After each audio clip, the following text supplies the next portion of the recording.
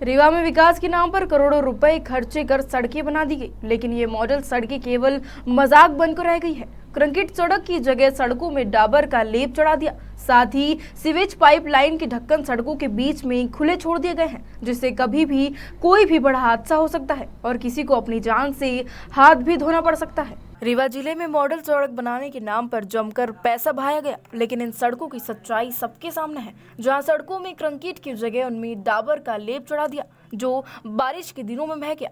Sewerage pipeline बिछाने का काम के स्पन कंपनी को मिला था। 214 करोड़ का यह पूरा काम था, जिसे 2016 से शुरू किया गया था। सीवर लाइन प्रोजेक्ट अमृत योजना के तहत रीवा शहर का उद्धार करने के लिए लाया गया था, लेकिन हालत अब उल्टे नजर आ रहे हैं। कंपनी द्वारा जगह जगह सड़कों के बीच में गड्ढे खोदकर छोड़ दिए गए, जिसे अभी तक भरा भी नहीं गया है। अब किसी भी बड़ी दुर्घटना को आमंत्रण दे रहे हैं। वहीं रतहरा से लेकर चौरहटा तक सड़क निर्माण का कई बार टेंडर हो चुका है, लेकिन कई बार निर्माण होने के बाद भी सड़क की हालत वही है।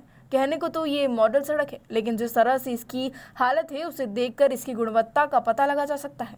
सामाजिक कार्यकर्ता विश्वनाथ चोटीवाला ने प्रशासन को चेतावनी दी है कि जल्द ही इन गड्ढों को नहीं भरा गया तो वे इसमें घुसकर विरोध करेंगे, जिसकी जिम्मेदारी सरकार की होगी। गड्ढे खुले पड़े हुए हैं। आप सबको बहुत बहुत धन्यवाद।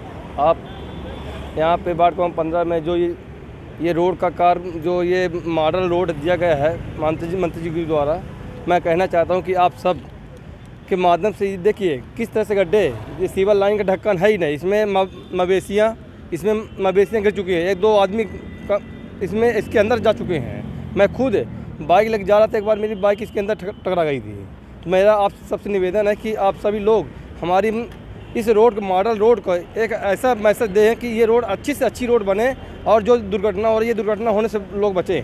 ये रोड की समस्या है। ये रोड करीब 15 साल से लगातार इसमें बनाया जा रहा, खोदा जा रहा, करोड़ों रुपए की सड़क है और इसमें सीवर लाइन भी डाली गई है।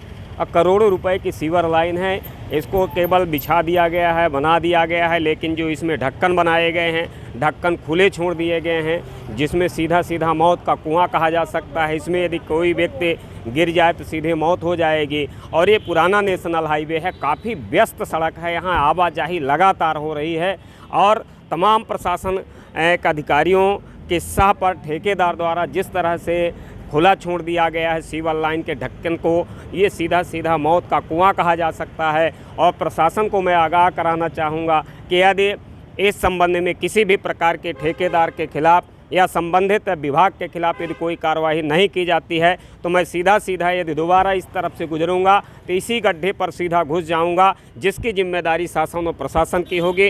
क्योंकि मैंने कई बार इस रोड से गुजरता हूं, आता रहता हूं और मेरी नज़र तो कल उस समय पड़ी जब एक गाड़ी यहाँ पर रुक गई थी अचानक, मतलब एक्सीडेंट होते होते बचा इस दुर्घटना उस गड्ढे पे चली जाती। उसी समय मैंने देखा और ये बात सब तरह बताने की कोशिश की कि तमाम इस तरह के गड्ढे हैं, इसको प्रशासन द्वारा अति शीघ्र कार्रवाई करके इस ढक्कन को बंद करवाने का कष्ट करें। नहीं तो मैं यदि दोबारा इस तरह के आने के बाद यदि इस तरह की कोई ये गड्ढे खुले पाए गए तो मैं सीधा उसी पर घुस जाऊंगा, जिसकी जिम्मेदारी शासन प्रशासन की होगी। ये देखिए जो सीवर लाइन का प्रोजेक्ट आया 214 करोड़ रुपए का, ये भाजपा के नेताओं के लिए दूध देने वाली गाय साबित हुई और लास्ट में परिणाम ये हुआ कि पूरा टेंडर रिस्ट्रिकेट कर दिया गया के स्पॉन कंपनी का। और जब ये कंपनी काम करना शुरू की थी तभी हम लोगों ने नगर निगम के परिषद में इसका विरोध किए थे कि ये कंपनी काम करने का अनुभव नहीं है, ये पाइप बनाने की कंपनी है। लेकिन नगर निगम के कुछ मिले हुए अधिकारी लोग और यहाँ के सांसद विधायक कमीशन के चक्कर में उस अनुभवहीन कंपनी को काम दिलवाए और जिसका नतीजा आज रीवा शहर की जनता भोग रही है। पूरे मोहल्लों की रोडें खोद कर छोड़ दी गई। हाईवे आज आप देख रहे हैं कि 15-15 फीट के गड्ढे खुले पड़े हुए हैं, जिसमें आए दिन लोग गिरते हैं, टूटते हैं और ये 24 घंटा दुर्घटना होने की संभावना बनी रहती है।